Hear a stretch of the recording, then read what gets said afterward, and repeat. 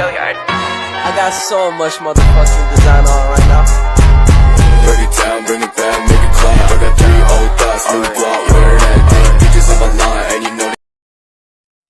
Assalamualaikum warahmatullahi wabarakatuh. Perkenalkan, nama saya Amita Tarina Meifa, NIM 2101020025. Di sini saya akan mempresentasikan tugas UAS saya dari mata kuliah Komunikasi Bisnis.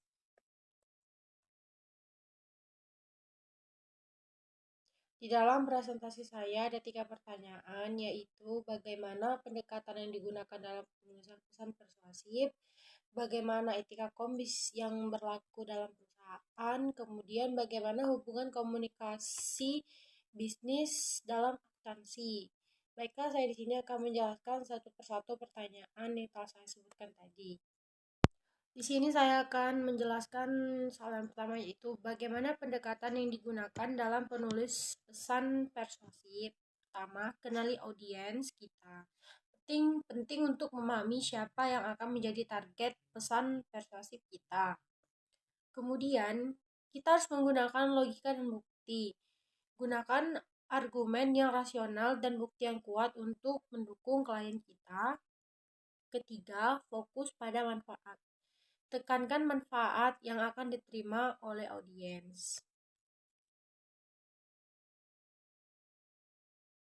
Pertanyaan kedua yaitu bagaimana etika kombis yang berlaku dalam perusahaan. Pertama, kita harus menggunakan bahasa yang sesuai. Sebaiknya kita harus memilih bahasa yang formal atau kita menggunakan bahasa yang formal. Karena bahasa yang formal merupakan bahasa yang paling aman dan memiliki kesan untuk rasa saling menghargai. Kedua, memastikan intonasi suara yang jelas. Karena intonasi suara yang jelas akan menimbulkan berjalannya komunikasi dapat berjalan dengan baik. Karena intonasi yang kurang jelas dapat menyebabkan pesan yang disampaikan tidak dapat diterima dengan baik.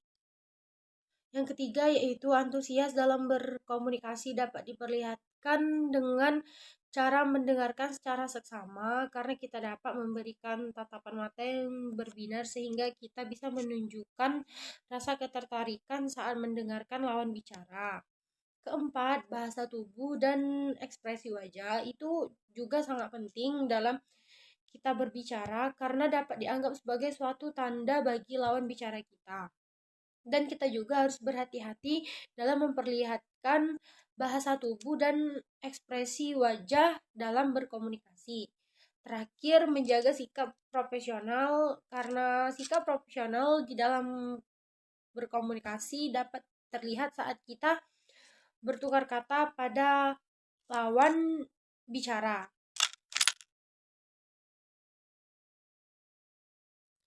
Pertanyaan yang terakhir yaitu bagaimana hubungan komunikasi bisnis dalam akuntansi. Hubungan antara komunikasi bisnis dan akuntansi sangat erat karena saling mempengaruhi dan bekerja sama dalam konteks bisnis yang dapat menghasilkan informasi keuangan yang akurat serta mendukung pengambilan keputusan dengan informasional yang komunikasi bisnisnya sangat baik, akan juga dapat menciptakan sarana komunikasi yang baik juga.